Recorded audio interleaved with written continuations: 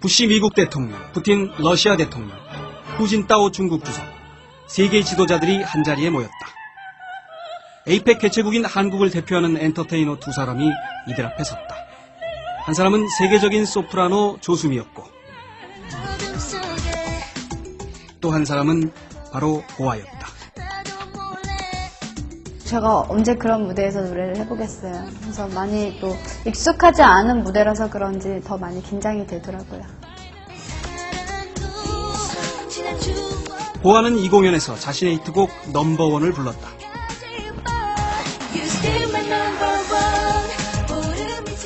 넘버원. 그 노래는 부산에 모인 세계 각국의 정상들을 위한 노래 같았지만 한편으로는 데뷔 5년 만에 한국을 대표하는 엔터테이너로 큰 보아 자신을 위한 노래이기도 했다. 그 노래는 또 한 50대 중반의 쇼비즈니스 제작자를 위한 노래였다. 가수, 엔터테이너로서 본인의 직업에 대해서 어떻게 생각해요? 우선은 이제 제가 어렸을 때부터 꿈꿔오던 일을 이제 할 수 있게 된 거에 대해서 너무 기쁘게 생각하고, 사실 일상생활에서 음악이 없다면이라는 걸 가장 해봤을 때 정말 상상도 못하는 일이잖아요.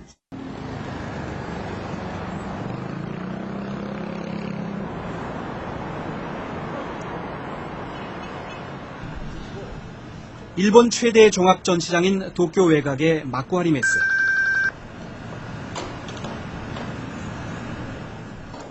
급히 도착한 보아가 일본인 백댄서들과 친근하게 인사를 나눈다.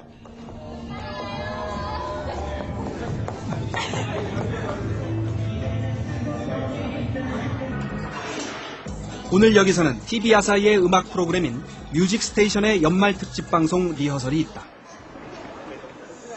뮤직스테이션은 일본 공중파 음악 방송 가운데 하나뿐인 생방송으로 20년 역사를 가진 인기 음악 프로그램이다.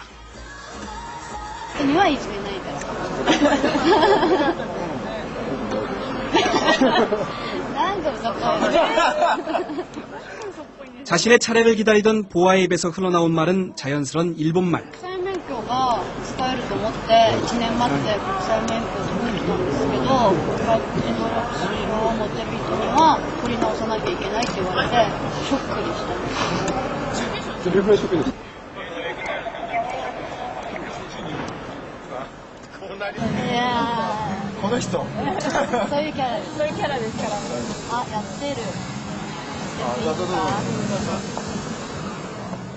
자신의 첫 번째 리허설 모습을 녹화된 화면으로 지켜보는 보아.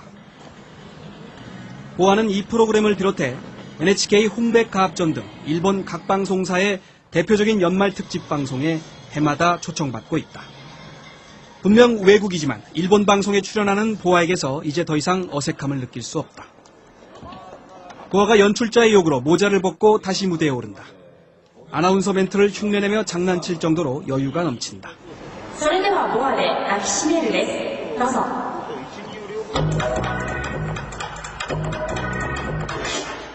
미국에 이어 세계에서 두 번째로 큰 일본의 음악 시장은 4조 원대의 규모에 이르는 것으로 추산된다.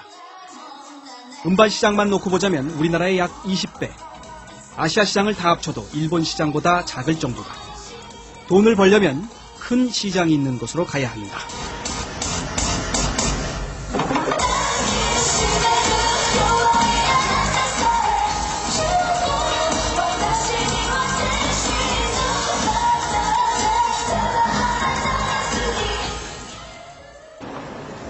그러나 시장이 있는 곳에 간다 해도 저절로 성공이 보장되진 않는다.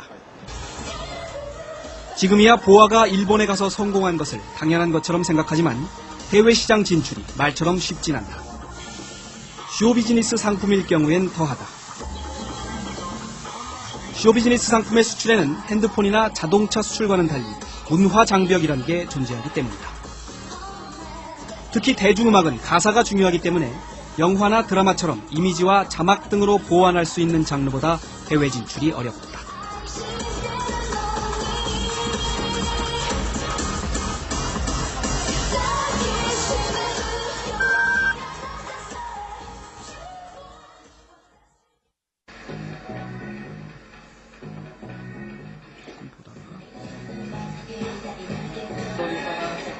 보아는 일본 시장에 데뷔하기 전에 일본말부터 배웠다.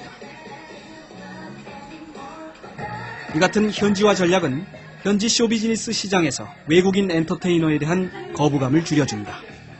韓流っていうのとはでもちょっと外れてる気がする。もっと韓流の前からいるし、定着してる。でかっこいいのに可愛いって2つ持ってるから、多分みんなに好かれるタイプ。日本語も日本語とかも使用してるし、日本っぽい感じのこうメロディーが。全然韓国人っぽくないっていうか、日本語ペラペラだし、歌も日本語で出してるから、なんか全然そんな気がしないって。 조금 한류랑은 좀 차이가 있는 것 같고요.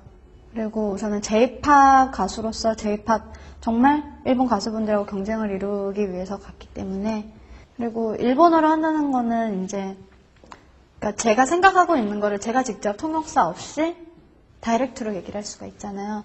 근데 이런 점이 뭔가 더 친근하게 느껴지고 그런 모습이 좋게 보여졌던 것 같고요.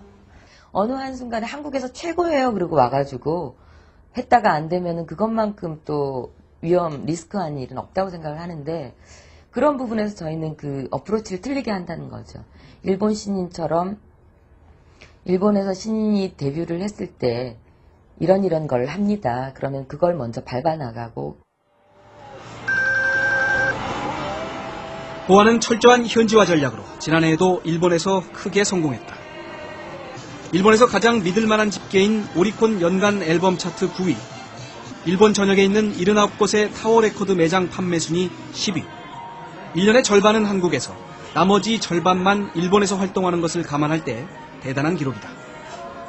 2005年のランキングで見ますと、年間のアーティストトータルセールスというランキングがあるんですが、それで第9位に今年はランクインをしております。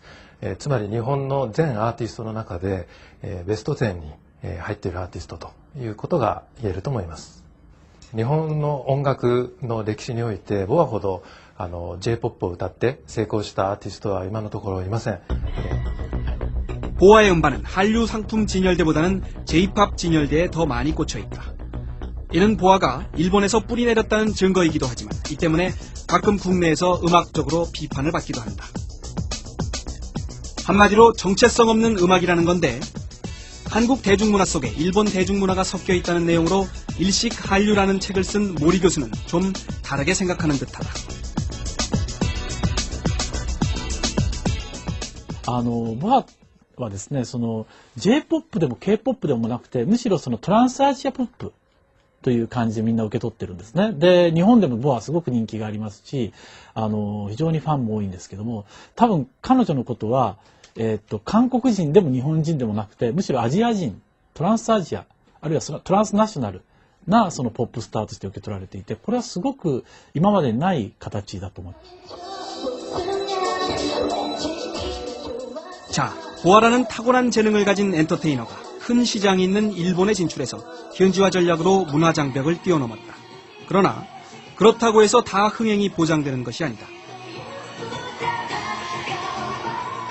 콘텐츠가 아무리 훌륭해도 마케팅과 유통의 뒷받침이 없으면 성공하기 힘든 것 또한 현실이다.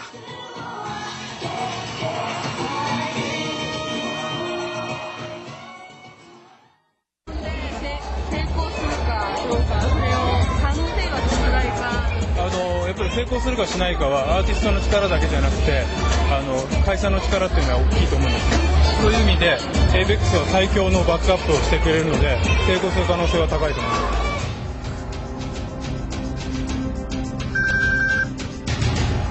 す。 보아의 성공 뒤에는 소니뮤직과 더불어 일본의 양대 메이저 음악 엔터테인먼트 기업인 에이벡스가 있었다.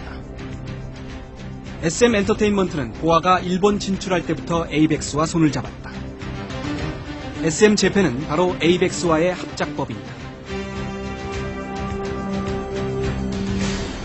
지난 88년 설립된 에이벡스는 하마사키 아유미, 호다쿠미 같은 일본의 특급 가수들을 거느리고 2005 회계년도에만 우리 돈으로 약 7천억 원의 매출을 올렸다. 특히 최근에는 한국 드라마 태왕사신기에 50억 원을 투자하는 등 음악을 중심으로 한 종합 엔터테인먼트 회사로 발돋움하고 있다.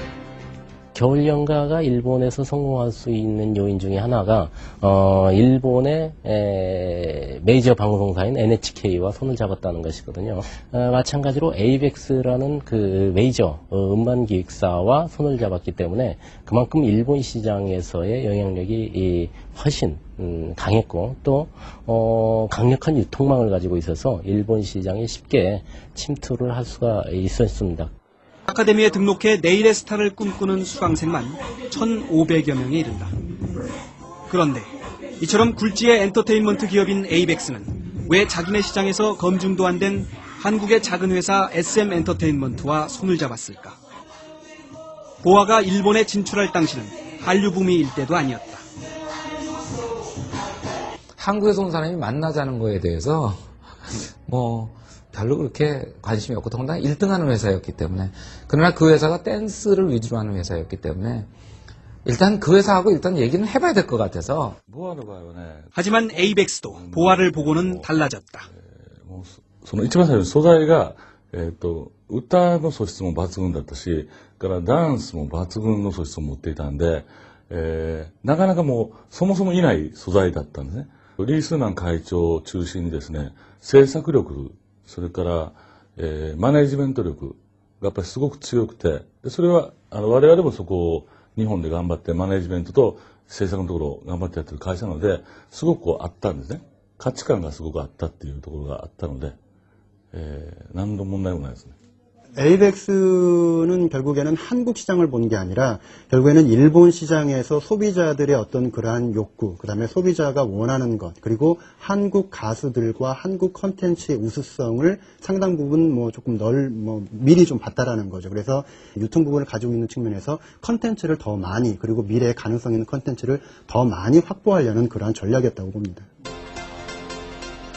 결국 보아의 성공은 시장을 넓히려는 한국의 노력과 콘텐츠를 확보하려는 일본의 전략이 서로 맞아떨어진 결과지 애초 한류와는 별 관계가 없다고 볼 수 있다.